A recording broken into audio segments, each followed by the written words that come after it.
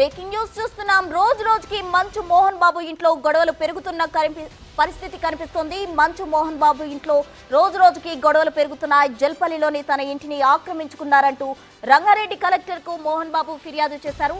తన ఇంట్లోకి అక్రమంగా ప్రవేశించారని, తన ఆస్తులు ఇప్పించాలంటూ కంప్లైంట్లో పేర్కొన్నారు మోహన్ బాబు. దీనిపై స్పందించిన కలెక్టర్ మంచు మనోజ్ ను పిలిపించి అడిగారు. అయితే ఆ ఇంటిని ఉమ్మడి డబ్బులతో కట్టుకున్నట్టు మనోజ్ కలెక్టర్ తెలిపారు.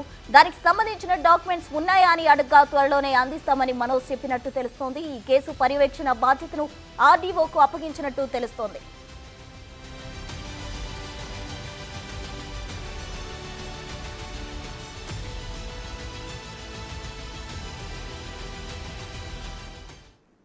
మంచు ఫ్యామిలీ వివాదం రోజు రోజుకి ముదురుతున్న పరిస్థితి కనిపిస్తోంది. జల్పల్లిలోని తన ఇంటిని ఆక్రమించుకున్నారంటూ రంగారెడ్డి కలెక్టర్ కు మోహన్ బాబు ఫిర్యాదు చేయడం జరిగింది. దీనికి సంబంధించి పూర్తి వివరాలు మా ప్రతినిధి సురేష్ అందిస్తారు. సురేష్,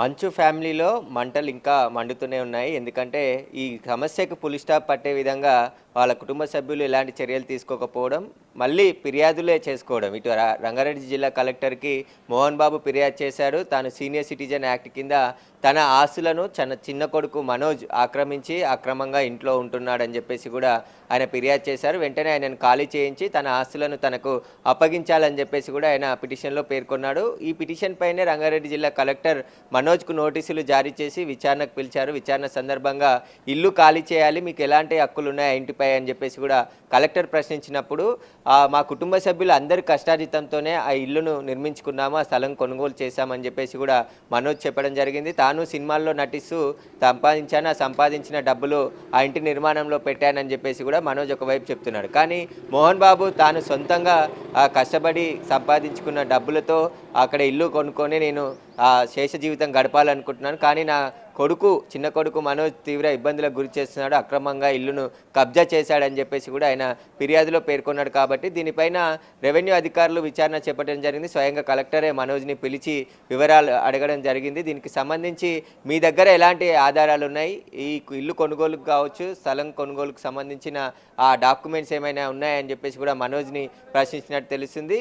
పూర్తి ఏమైనా వివరాలు కానీ ఆధారాలు ఉంటే మీరు కూడా సబ్మిట్ చేయండి అని చెప్పేసి కూడా మనోజ్ని కలెక్టర్ చెప్పినట్టు చెప్తున్నారు. దీనికి సంబంధించి మనోజ్ మీడియాతో కూడా మాట్లాడడం జరిగింది. ఈ గొడవకి పులి స్టాప్ పెట్టి తనతో కుటుంబ సభ్యులు మాట్లాడాలని ప్రయత్నం చేస్తున్నప్పటికీ కూడా మాట్లాడట్లేరు, దీన్ని పెద్దగా చేస్తున్నారు కావాలని చెప్పేసి కూడా ఆయన మాట్లాడడం జరిగింది. ఈ గొడవలోకి తన భార్యను కూడా లాగుతున్నారు, తన భార్యకి తల్లిదండ్రులు లేరు, తానే అన్యాయం చెప్పేసి కూడా మనోజ్ చెప్తున్నారు. కాబట్టి ఈ గొడవకి సంబంధించి పూర్తిగా ఆస్తులకు సంబంధించి వివాదం జరుగుతున్నట్టుగా స్పష్టమవుతుంది.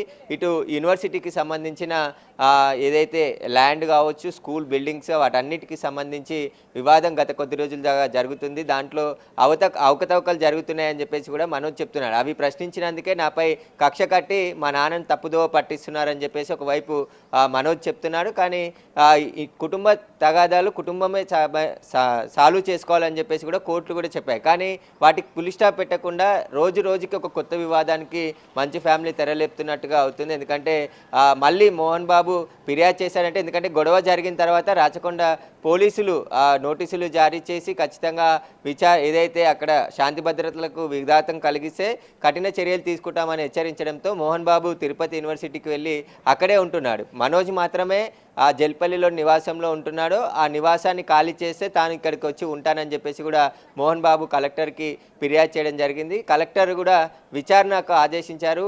ఆర్డీఓకి కూడా ఈ బాధ్యతలు అప్పచెప్పారు. అసలు ఆస్తి ఎవరిది, మోహన్ బాబుకి ఎప్పుడు కొనుగోలు చేశారు, ఏం జరుగుతుంది వాళ్ళ కుటుంబంలో అనే దానిపై కూడా పూర్తిగా విచారణ చేపట్టడం జరిగింది.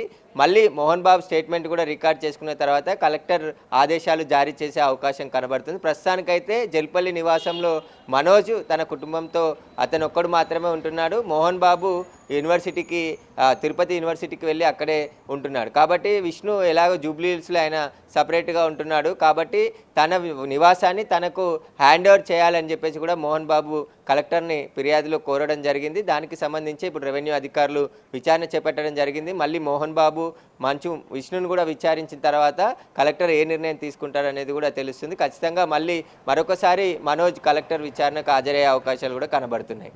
Right Suresh, thank you. మొత్తంగా అయితే మంచు ఫ్యామిలీ వివాదానికి సంబంధించి జల్పల్లిలోని తన ఇంటిని ఆక్రమించుకున్నారు అంటూ కలెక్టర్ కు ఫిర్యాదు చేశారు మోహన్ బాబు. అయితే అది ఉమ్మడిగా కట్టుకున్న ఇల్లు, దానికి సంబంధించిన డాక్యుమెంట్ త్వరలోనే సమర్పిస్తా అంటూ మనోజ్ చెప్పడం జరిగింది. మొత్తంగా ఈ వివాదం ఏం జరగబోతుందా అనేది వేచి చూడాలి.